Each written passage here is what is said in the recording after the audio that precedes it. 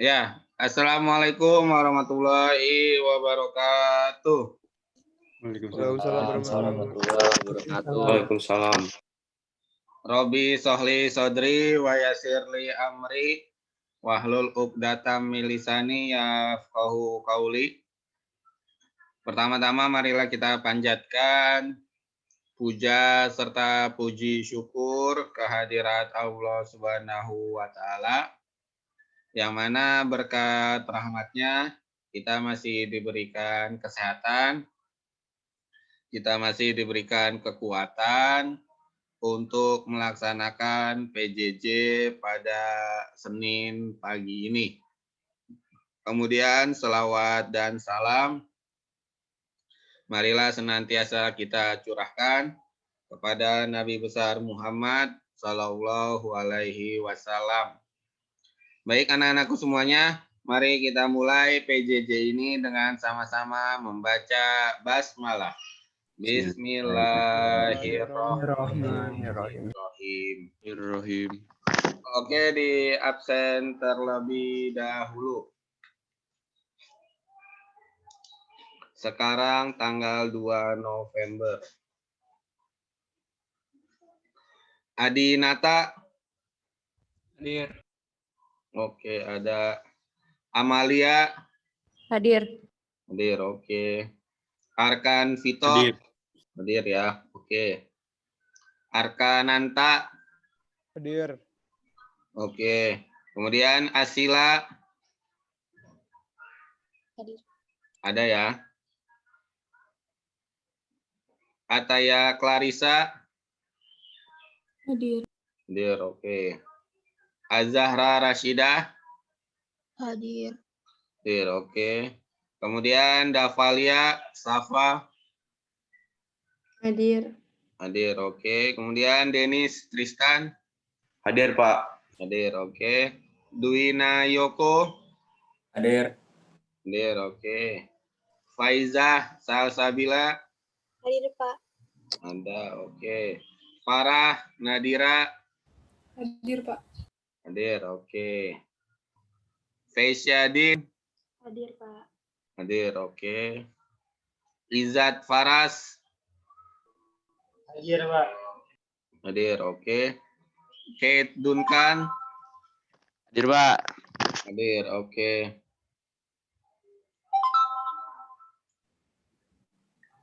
Kate Duncan ada, oke. Kevin Raihan. Hadir. Oke. Mariam. Hadir, Pak. Hadir, oke. Mari Sally. Oh, dia lagi ke kamar mandi. Ada. Aska Yudis. Hadir, Pak. Hadir, Pak. Hadir, oke. Abdur Rafi. Abdur Rafi. Abdur Rafi Hadir, belum ada ya? Oke. Ada, Pak. Iya, oke. Basyuni, Boas. Hadir. Hadir, guys, mantap Boas. Nadim. Hadir, Pak. Hadir, oke. Ryan Wiradana. Hadir, Pak. Ada, oke. Reza Mufasil. Hadir, Pak. Oke. Iyak Gezan. Hadir, Pak. Hadir, oke. Nandi Naura Puan. Hadir. Hadir, oke. Putri Haura. Hadir. Hadir, oke. Raihan Nur. Hadir, Pak. Rajwa Ataya. Hadir, Pak.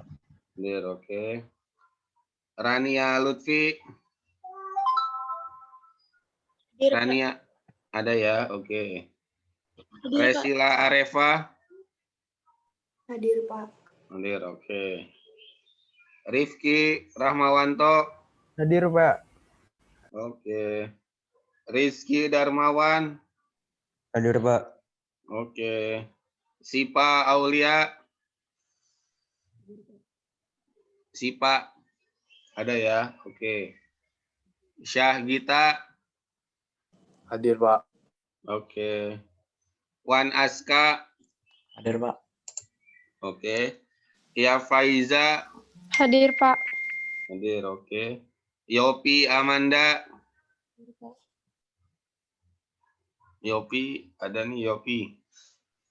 Hadir. Zahra. Hadir, Bapak. Hadir, oke.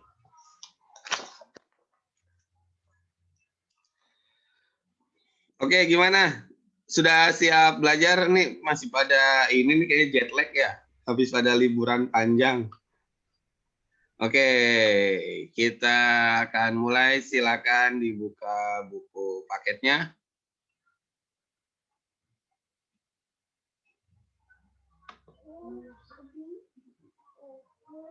Silakan dibuka buku paketnya. Halaman 72. Silakan dibuka buku paketnya halaman 72.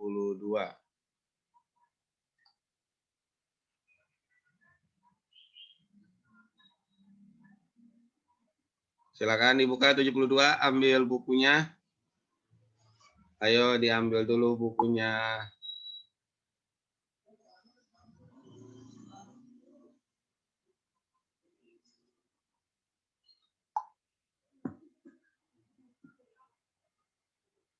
Oke, sudah diambil bukunya? Kita akan mulai ya.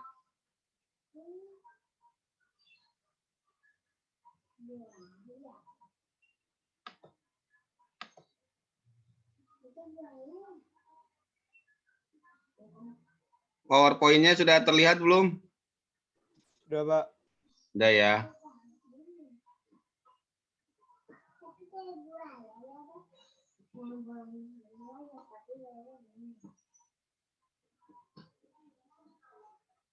Bentar.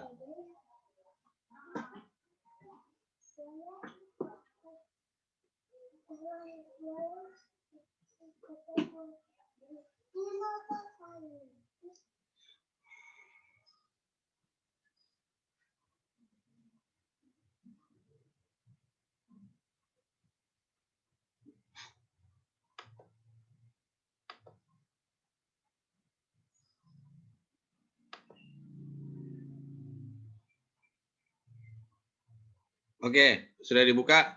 Di halaman 72 ini kita akan membahas tentang peraturan tentang pertahanan dan keamanan.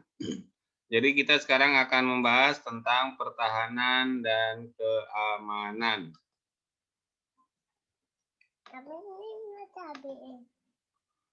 Oke, kita akan masuk slide berikutnya.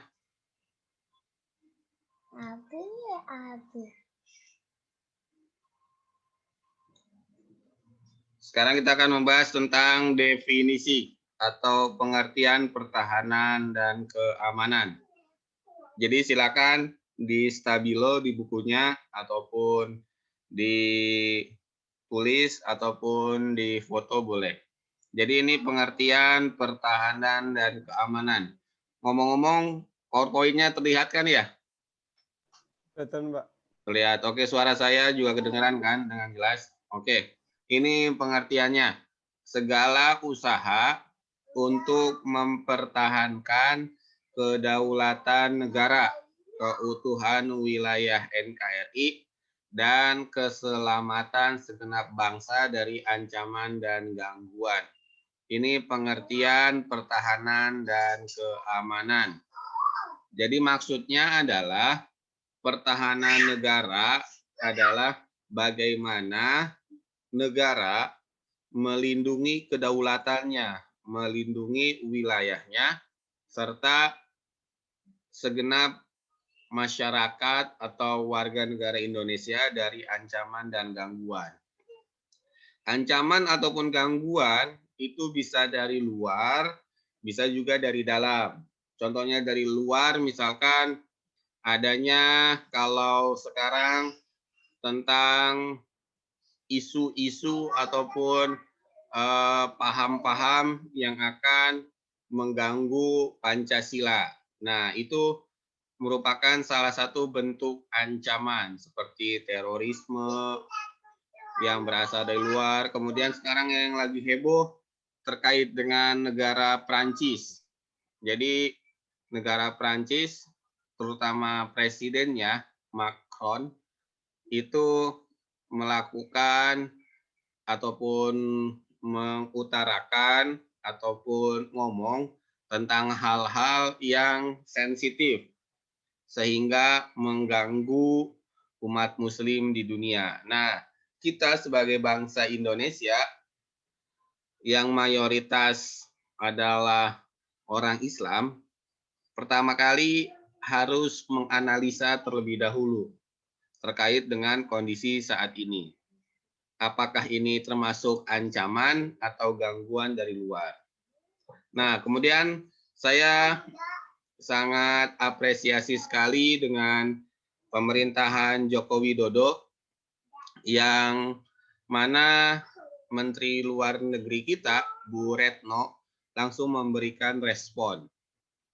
Nah, respon ini di dunia internasional itu merupakan hal yang wajar. Ada yang suka, ada yang tidak suka dengan perkataan dari Macron. Nah, tetapi Menteri Luar Negeri Indonesia, Bu Retno, sudah mengambil sikap, yaitu melakukan protes terhadap Presiden Prancis yang bernama Macron. Nah, ancaman dari luar, kalau berbicara tentang perang, negara kita insya Allah siap menghadapi hal itu. Karena orang ataupun negara luar, terutama negara-negara besar seperti Amerika Serikat ataupun negara-negara Australia ataupun negara yang lainnya, kalau berperang dengan Indonesia, dia mikir 2 kali. Karena masyarakat Indonesia kalau berbicara tentang membela harga diri, membela agama, membela tanah air, itu pasti siap mengorbankan harta, benda, jiwa, dan raganya. Sehingga rata-rata ancaman dari luar bukan berupa perang fisik, tapi perang ideologi, perang ekonomi. Nah, makanya dari mulai sekarang, kamu harus bisa membuat spesialisasi. Misalkan saya jagonya di bidang kedokteran, ya sudah kamu fokus di bidang kedokteran. Sehingga nanti ketika ada serangan dari luar, bisa kamu backup. Serangan dari luar contohnya kayak, kalau di kedokteran itu virus-virus. Kayak sekarang misalkan virus corona. Itu kan awal mulanya dari luar negeri yang kemudian masuk ke Indonesia. Nah, kalau kamu punya spesialisasi di bidang kedokteran, maka kamu bisa membackup ataupun mengcounter ancaman ataupun gangguan dari luar. Contohnya lagi misalkan Boas, Basyuni, jago di bidang IT. Jadi nanti ketika hacker dari luar negeri ingin membuat sabotase atau merusak sistem internet Indonesia, bisa di backup oleh Boas, oleh Basyuni. Nah, itu salah satu ancaman dari luar. Kemudian kalau ancaman dari dalam negeri, ya terkait dengan kerusuhan, kemudian juga aksi aksi ataupun gangguan keamanan. Gangguan keamanan itu kalau di Jakarta ataupun di kota-kota besar, contohnya tawuran, contoh lainnya lagi perang antar geng. Kalau di Papua biasanya ada kelompok kriminal bersenjata yang membawa senjata kemudian tidak segan untuk membunuh aparat dan masyarakat sipil. Contohnya lagi ada paham-paham terorisme. Nah, itu semuanya merupakan ancaman dan gangguan yang akan merusak negara kita.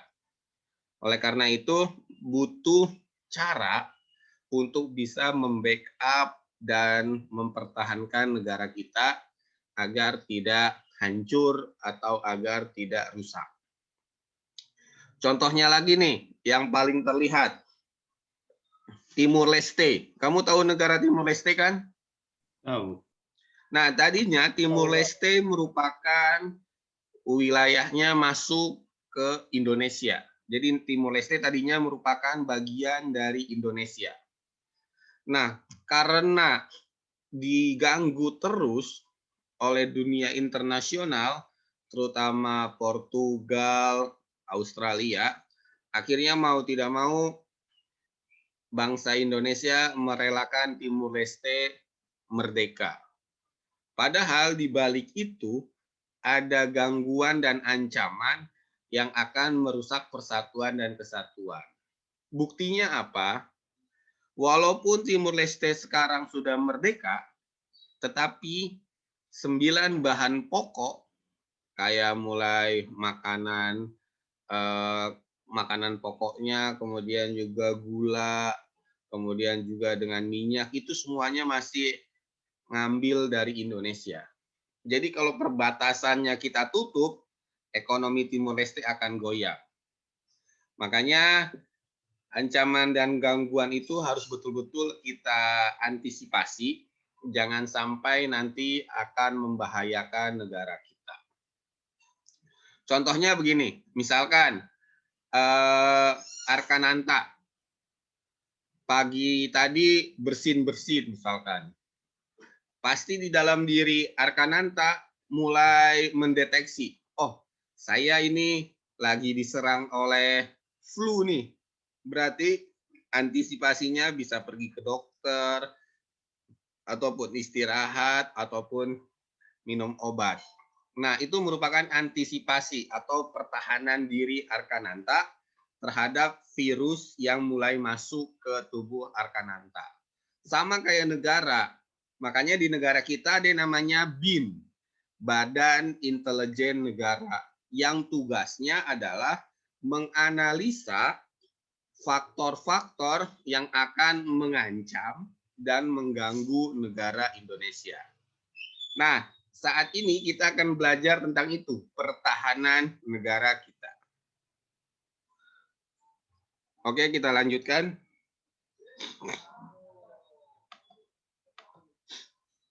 Ini dasar hukumnya.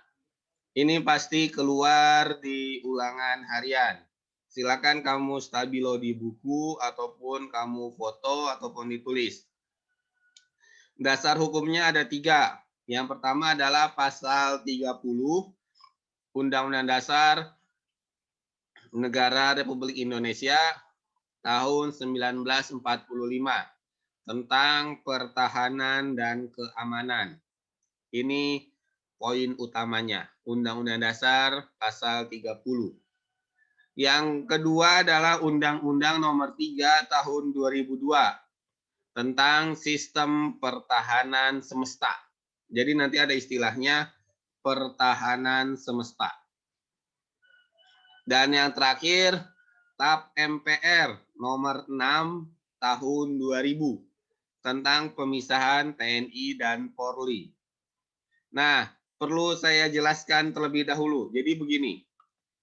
Awalnya TNI sama Polri itu satu. Ada yang namanya ABRI. ABRI kepanjangan dari Angkatan Bersenjata Republik Indonesia. Jadi waktu zaman Orde Baru itu ada yang namanya ABRI. Terdiri dari 4 unsur. TNI Angkatan Darat, TNI Angkatan Laut, TNI Angkatan Udara, dan kepolisian. Ini 4 elemen di dalam ABRI, Angkatan Bersenjata Republik Indonesia, yang dipimpin oleh Panglima, 1 orang Panglima, biasanya dari TNI. Nah, waktu zaman Megawati ataupun setelah reformasi, ABRI ini dipecah jadi 2. Ada TNI dan ada kepolisian. Makanya sekarang ABRI nggak ada, yang ada hanya TNI dan kepolisian. Nah, tugasnya kalau TNI itu menjaga negara Indonesia dari gangguan ataupun ancaman yang berasal dari luar negeri. Jadi kalau ada ancaman dari luar negeri, maka TNI yang akan bergerak. Nah, berbeda kalau ada ancaman dari dalam negeri. maka yang bergerak adalah kepolisian. Tetapi ingat, kedua elemen ini, TNI sama Polri, itu mereka sinergis. Sinergis itu bareng-bareng. Jadi kalau ada ancaman dari dalam, akan dibantu oleh TNI juga. Begitupun sebaliknya, ketika ada ancaman dari luar, maka polisi pun akan membantu. Contohnya adalah demo. Waktu kemarin demo Omnibus Law, tidak hanya polisi yang menjaga, tetapi ada TNI juga yang menjaga. Jadi mereka selalu bersinergis atau saling bantu-membantu. Itu dasar hukumnya. Yang kedua, ada yang namanya Sistem Pertahanan dan Keamanan NKRI. Nah, ini merupakan sistem yang ada di negara kita. Yang pertama adalah Sistem Pertahanan dan Keamanan Semesta. Maksudnya adalah seluruh elemen bangsa itu ikut bergerak mempertahankan negara Indonesia dan menjaga keamanan Indonesia. Baik rakyat biasa atau rakyat sipil sampai semua elemen itu bergerak untuk mengamankan hal itu. Itu yang namanya Sistem Pertahanan dan Keamanan Semesta. Contohnya, kamu kalau yang senang K-pop ataupun artis-artis Korea Selatan, itu biasanya kamu akan paham bahwasanya artis-artis Korea Selatan dalam waktu tertentu akan melaksanakan yang namanya wajib militer. Jadi yang namanya negara Korea Selatan, karena dia sedang berperang menghadapi Korea Utara, maka seluruh rakyatnya diwajibkan masuk camp pelatihan militer. Baik rakyat biasa sampai orang terkenal itu wajib masuk camp militer untuk dilatih. Kenapa mereka wajib masuk militer, camp pelatihan? Karena ketika nanti ada serangan dari negara Korea Utara, semua rakyatnya sudah siap. Nah, Korea Selatan ini mengadopsi sistem keamanan semesta Indonesia. Tetapi ingat, di Indonesia tidak ada yang namanya wajib militer. Belum diperbolehkan. Ayo, ada yang tahu kenapa di Indonesia tidak ada wajib militer? Ayo, siapa yang bisa jawab?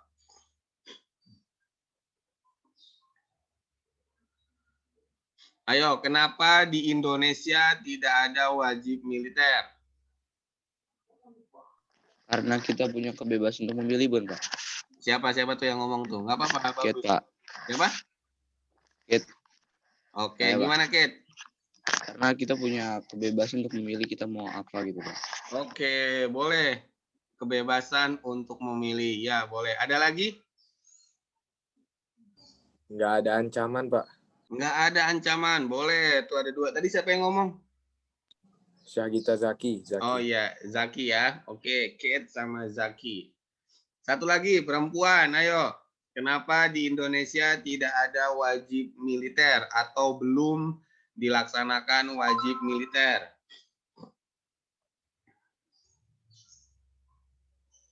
Perempuan? Coba saya nanya ke ini aja deh. Yofi.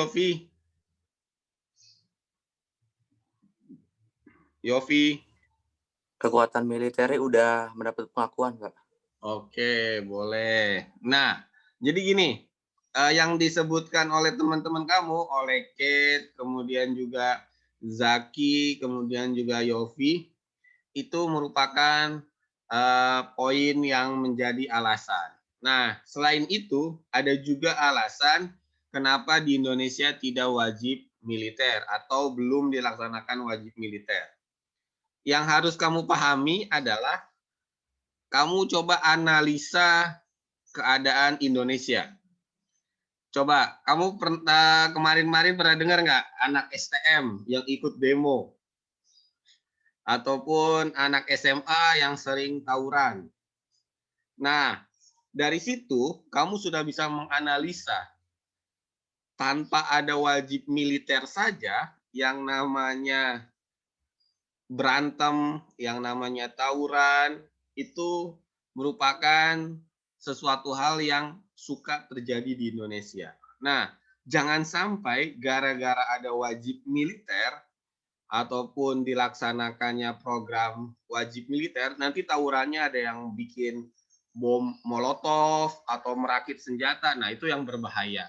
Makanya pemerintah Indonesia belum melaksanakan program wajib militer karena dikhawatirkan remaja-remaja yang baru lulus SMA ataupun yang masih SMA menyalahgunakan pelatihan militer tersebut. Nanti mereka akan bertarung ataupun tawuran tidak lagi membawa parang, membawa golok, tapi bisa saja merakit AK-47 ataupun senjata yang lainnya. Kayak di PUBG ataupun di Fire itu kan yang berbahaya. Makanya pemerintah Indonesia belum menjalankan program itu. Itu salah satunya. Ditambah benar juga kata teman kamu. Kita itu di negara Pancasila yang memang pertama belum ada musuh. Nanti kalau ada musuh misalkan Australia nyerang ataupun Singapura nyerang, barulah kita akan melakukan hal tersebut. Nah, sejauh ini TNI dan kepolisian masih kuat untuk bisa menjaga hal tersebut. Nah, yang kedua adalah TNI. Di TNI itu kan ada 3 matra ya, Angkatan Darat, Angkatan Laut, dan Angkatan Udara. Masing-masing matra ini memiliki pasukan khusus. Jadi ada satu pasukan yang memang memiliki spesialisasi di atas rata-rata. Kalau di Angkatan Darat ada Kopassus, kalau di Angkatan Laut ada Denjaka, Detasemen Jalamangkara, kalau di Angkatan Udara ada yang namanya Paskas. Nah, ketiga korps tadi memiliki kemampuan yang tinggi atau bahasanya tim elit. Nah, tim elit inilah yang sudah dipersiapkan apabila ada ancaman dari luar. Selain itu pun sama. Angkatan Darat, Angkatan Laut, Angkatan Udara pun mereka setiap tahun sering melakukan latihan perang. Agar nanti ketika ada negara lain menyerang, kita sudah siap untuk membackup. Contohnya, di Papua sekarang ada yang namanya KKB, Kelompok Kriminal Bersenjata. Jadi ada beberapa orang yang memang tidak suka dengan negara Indonesia. Akhirnya dia melakukan perlawanan. Nah, TNI sama Polri lagi bergerak untuk membasmi ataupun menyadarkan mereka. Karena ini meresahkan masyarakat. Warga sipil kena ataupun yang lainnya pun ada yang mati ditembak. Makanya hal ini yang sedang diantisipasi oleh TNI dan kepolisian. Begitupun sama di kepolisian, ada yang namanya Densus 88. Kemudian juga ada yang namanya Brimob, Brigade Mobil. Jadi merupakan pasukan khusus yang dipersiapkan apabila ada ancaman-ancaman dari dalam negeri. Contohnya kayak terorisme. Kayak di Palu, di kota Palu itu ada yang namanya Operasi Tinombala. Operasi Tinombala itu untuk membasmi teroris yang ada di gunung-gunung di Palu atau di Sulawesi Tengah. Itu sistem pertahanan kita. Nah, yang berikutnya adalah peran pemerintah. Peran pemerintah apa untuk menjaga pertahanan dan keamanan? Yang pertama, perannya adalah kedudukan dan peran TNI serta Polri dalam pembelaan negara. Jadi elemen utamanya untuk pembelaan negara kita adalah TNI sama Polri. Kalau TNI sama Polri-nya kuat, insya Allah negara kita pun aman. Tetapi di samping itu, masyarakat Indonesia pun harus mempersiapkan diri. Nah, kamu karena memang masih belajar, berarti cara untuk mempertahankan keamanan negara kita yaitu dengan belajar. Agar nanti ketika kamu sukses, kamu bisa melanjutkan perjuangan orang-orang tua kamu yang terdahulu. Kemudian program pemerintah untuk meningkatkan kemampuan organisasi komando. Yang tadi saya bilang, Angkatan Darat ada yang namanya Kopassus, Angkatan Laut ada yang namanya Denjaka, Angkatan Udara ada yang namanya Paskas. Itu namanya organisasi komando. Jadi pemerintah tiap tahun pasti melakukan latihan-latihan perang untuk meningkatkan kemampuan pasukan komando kita. Kemudian yang berikutnya, sistem pertahanan dan keamanan rakyat. Coba silakan dibuka bukunya. Nanti akan ada yang saya tanya. Silakan dibuka bukunya. Halaman 76. Silakan dibuka halaman 76. Saya akan menanyakan ketiga hal ini. Yang pertama, saya mau nanya ke ini dulu nih. Fesya Din. Fesya. Iya, Pak. Oke, Fesya. Apa pengertian sistem pertahanan dan keamanan rakyat yang bersifat kerakyatan?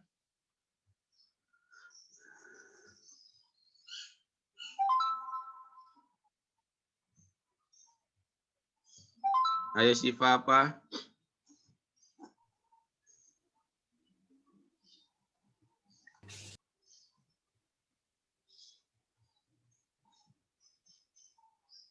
Apa pengertian bersifat kerakyatan di halaman 76?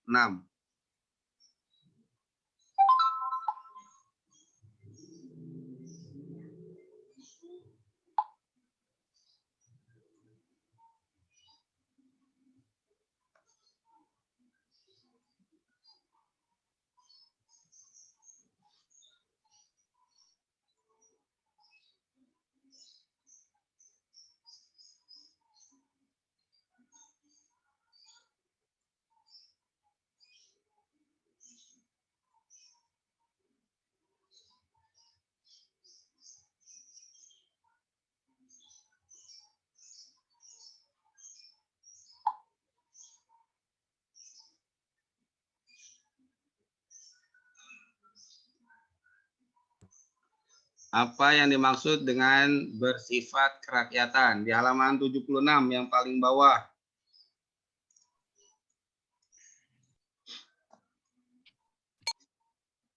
Yang paling bawah. Kerakyatan apa? Fesya?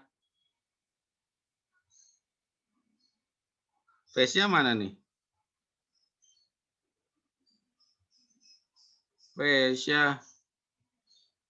Lah, dia nggak ada. Oh, internetnya kali nih lagi gangguan.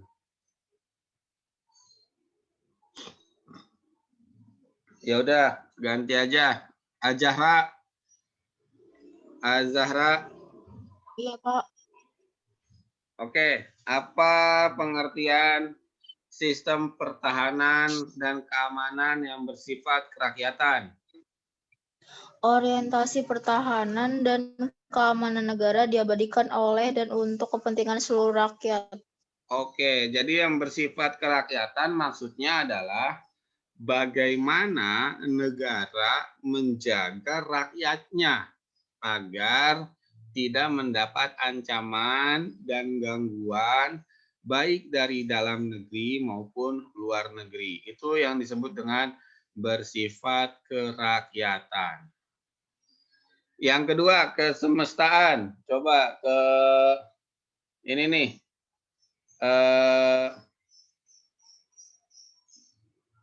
Raihan Nur Hanif. Iya, Pak. Raihan. Oke, yang disebut dengan bersifat kesemestaan apaan? Menyeluruh, Pak. Coba kamu lihat yang di buku paket halaman 76.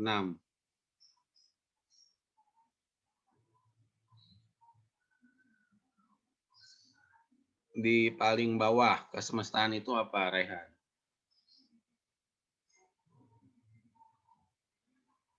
Seluruh sumber daya nasional didaya gunakan bagi upaya pertahanan. Oke, itu yang disebut dengan kesemestaan. Contohnya begini. Misalkan kamu profesinya jadi bisnismen atau jadi CEO, maka kamu harus misalkan Raihan adalah CEO Gojek. Maka Raihan harus bisa bergerak untuk menjaga negara kita dengan profesinya. Kalau CEO berarti membantu masyarakat kecil yang kurang mampu agar bisa mendapatkan pekerjaan. Itu salah satu peran untuk menjaga pertahanan dan keamanan. Karena kalau orang tidak punya pekerjaan, otomatis susah untuk mendapatkan uang. Ketika orang sudah tidak punya uang, maka akan bergerak secara barbar atau secara sporadis untuk bisa menghasilkan uang. Makanya perlu dibantu agar bisa menjaga masyarakat Indonesia. Contohnya lagi misalkan Az-Zahra profesinya sebagai dokter. Berarti Az-Zahra harus bisa mempertahankan keamanan negara kita dengan profesinya sebagai dokter. Contohnya misalkan apabila ada orang yang sakit, yang tidak mampu harus dibantu, walaupun dia tidak bisa membayar uang. Begitu. Nah, itu disebut dengan kesemestaan. Yang terakhir, kewilayahan. Coba saya mau ke Yopi Amanda. Yopi.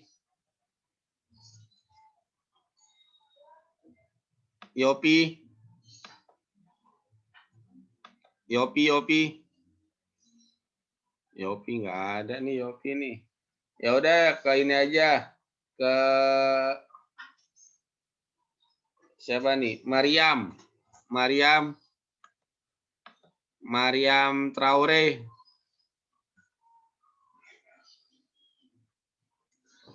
Mariam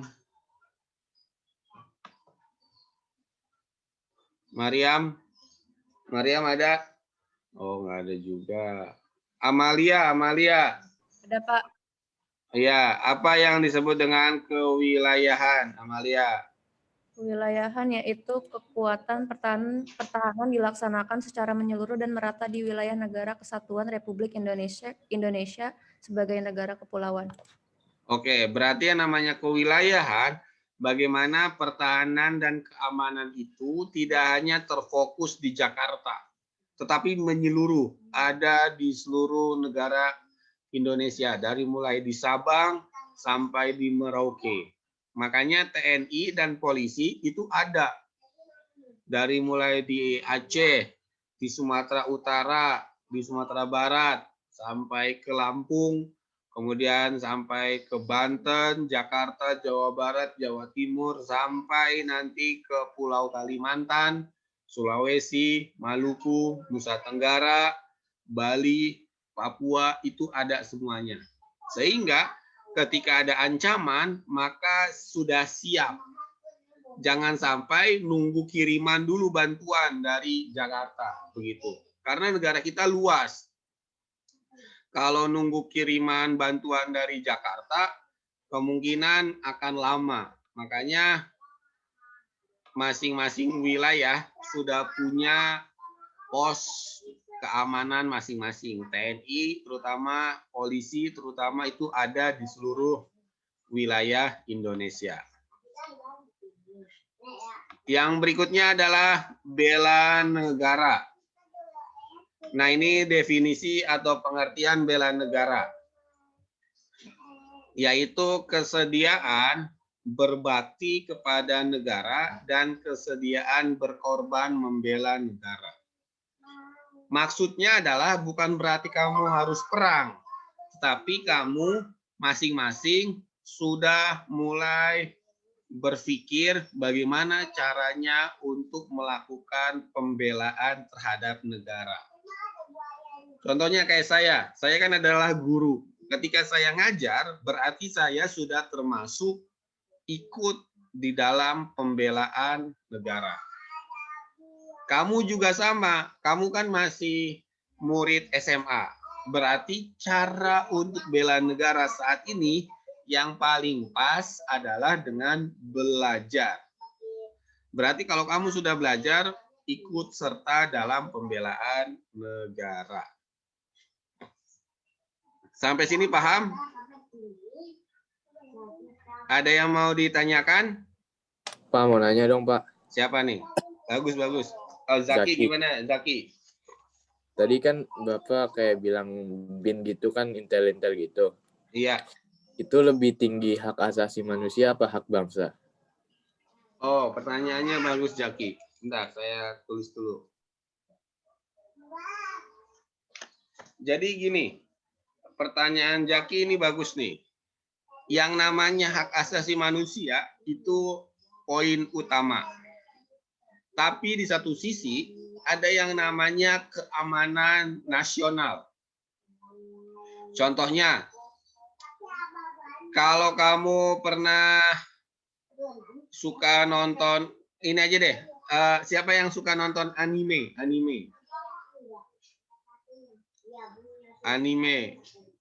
Kalau kamu nonton anime, terutama Naruto, itu pasti akan tahu yang namanya pertahanan dan keamanan. Bagaimana masing-masing wilayah mempertahankan negaranya.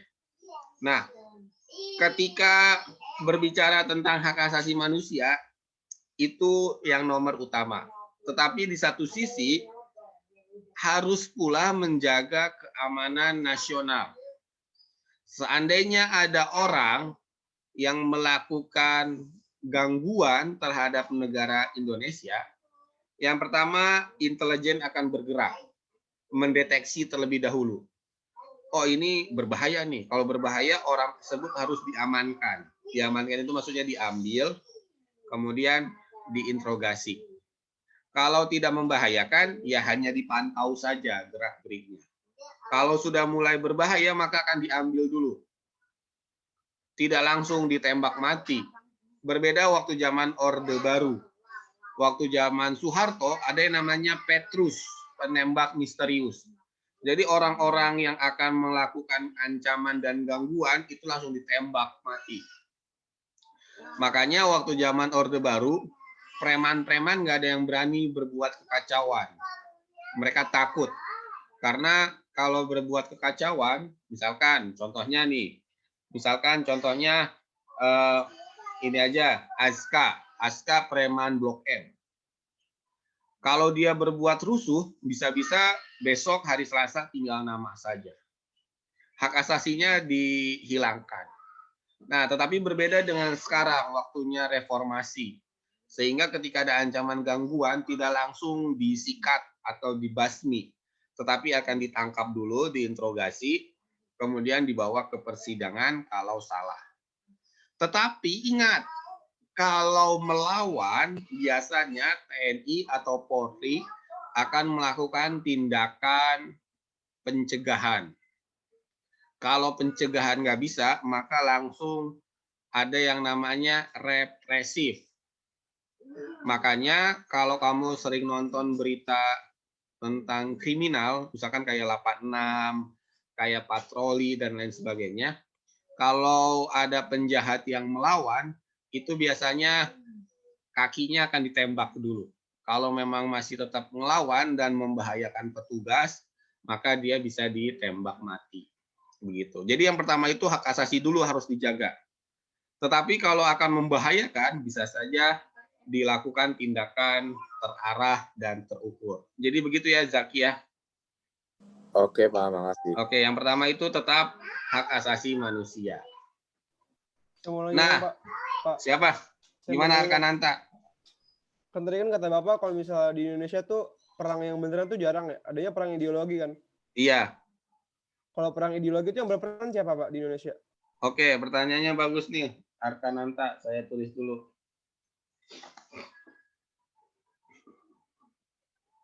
Jadi gini, yang namanya perang ideologi itu adalah perang pemikiran.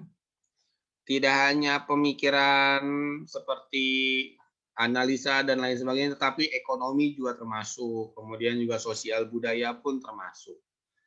Contohnya gini aja deh. Kalau kamu ini yang simpel ya, yang pernah yang terlihat jelas sekarang. Kalau kamu punya aplikasi TikTok, nah di TikTok itu biasanya kadang-kadang akun orang-orang akan berbeda-beda. Ada yang bagus, ada juga yang hancur. Hancur itu maksudnya dia kadang-kadang suka melupakan identitas bangsa. Ada yang ngaku LGBT, ada yang segala macam lah. Nah, kalau berbicara tentang ideologi, itu termasuk perang dengan ideologi. Jadi jangan sampai anak-anak muda Indonesia saat ini pemikirannya, otaknya dicuci dengan budaya-budaya seperti itu. Contohnya, yang tadi saya bilang, dengan adanya TikTok, maka pola perilaku sehari-hari akan mulai berubah. Ada yang bagus, ada juga yang memang tidak sesuai.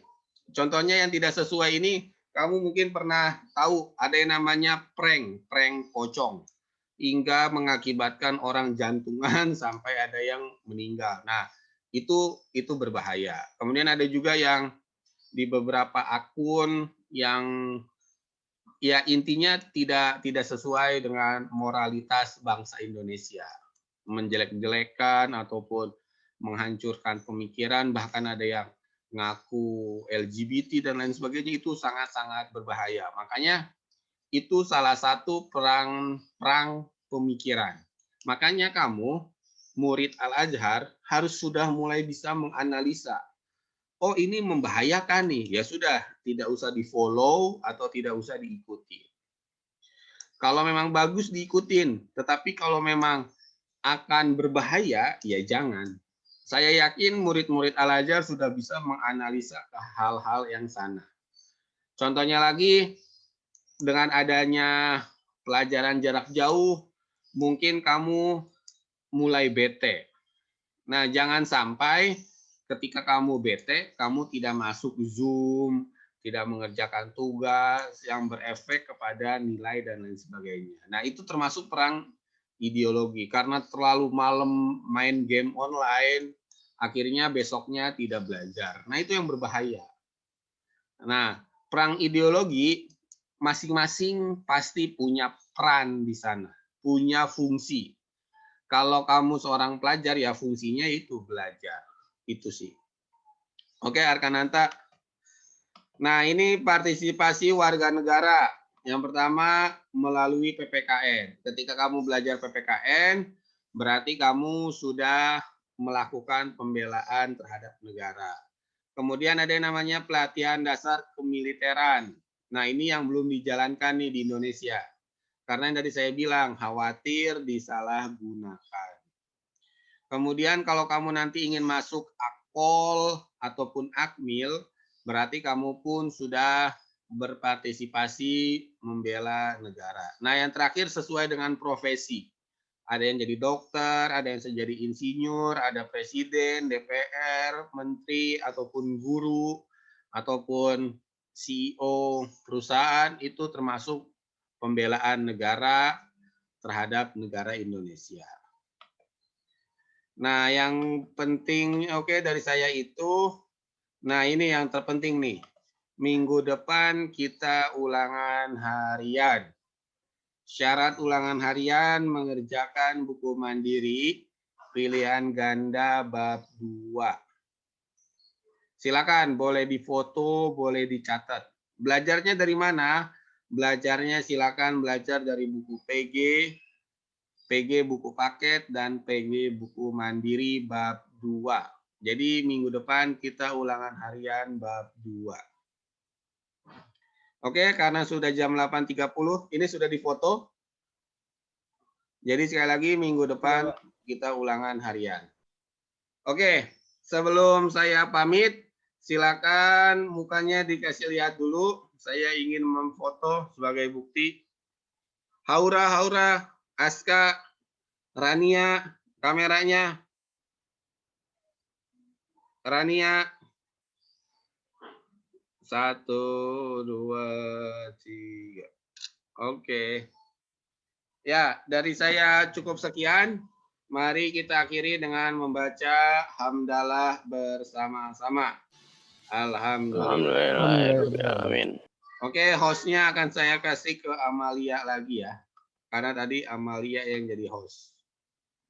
Dari saya cukup sekian. Mari kita tutup dengan membaca hamdalah, alhamdulillahirrahmanirrahim, dan doa kafaratul majelis. Subhanakallahumma wa bihamdika asyhadu an la ilaha illa anta astaghfiruka wa atubu ilaik. Sekian, wassalamualaikum warahmatullahi wabarakatuh. Waalaikumsalam.